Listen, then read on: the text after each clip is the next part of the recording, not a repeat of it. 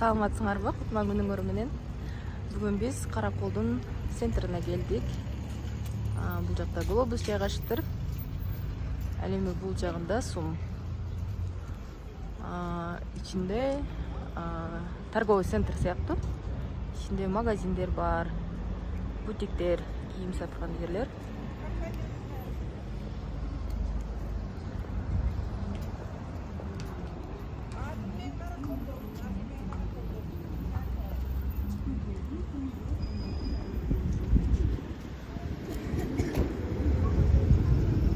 Бул Караколдун центральный көчөлөрү экен.